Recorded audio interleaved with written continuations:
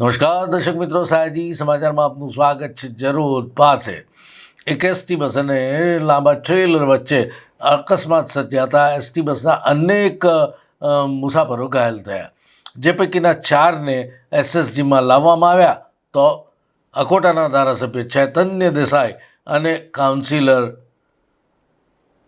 જાગૃતિબેન કાકા પણ સ્થળ ઉપર પહોંચી ગયા। એસએસજી પહોંચી ગયા અને ઘાયલોને તાત્કાલિક સારવાર મળે એવી વ્યવસ્થા ઊભી કરી।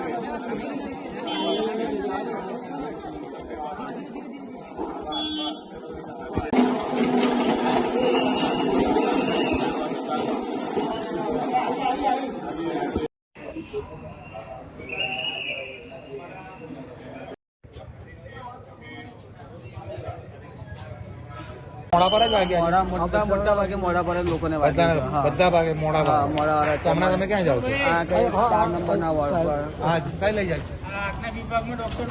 તો છે ને અંદર આવીને આંખ વાલી ચાલે લઈ લે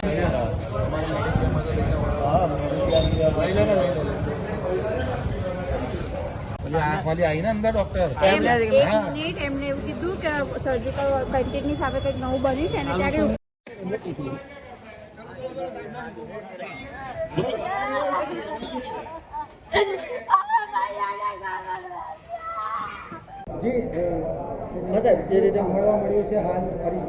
હમણાં પ્રાથમિક ન્યૂઝ એવું મળ્યું છે કે સમલાયા જે જરોદ પાસે આવેલું છે ત્યાં કંઈક આપણા એસટી બસનો એક્સિડન્ટ થયો છે એક મોટા કન્ટેનર સાથે।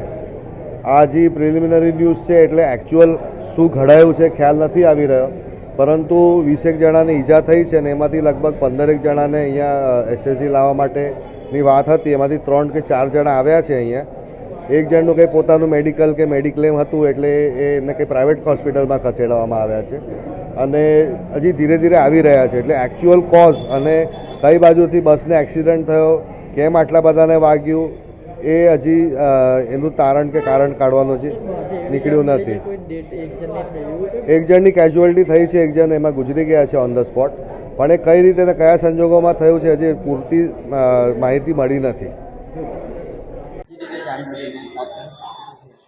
જરોદ પાસે એસટી બસનું કોઈ કન્ટેનર સાથે એક્સિડન્ટ થતાં જરોદથી તરત જ જે એક કાકા હતા એમનું ઓન ધી સ્પોટ ડેથ થઈ ગઈ હતી અને બીજા 12 જણને જરોદ રેફરલ હોસ્પિટલમાં એડમિટ કર્યા અને 5-6 જણને અહીંયા વડોદરા લાવ્યા છે। એક જણનો મેડિક્લેમ હતો એટલે એ પ્રાઇવેટ લઈને ગયા છે અને બીજા બધા જ જે એસએસજીમાં લાવ્યા છે એ સ્ટેબલ છે। એસએસજીની અંદર અત્યારે 5 પેશન્ટ છે અને બધા સ્ટેબલ છે, કોઈને જાનહાનિ જેવું છે નહીં અને આ ઘટનાની જાણ થતાં તરત જ અમારા કોટા વિધાનસભાના ધારાસભ્ય ચૈતન્યભાઈ દેસાઈ અને ડૉક્ટર રાજેશભાઈ નિખિલ તરત જ ઘટના સ્થળે આવી ગયા હતા।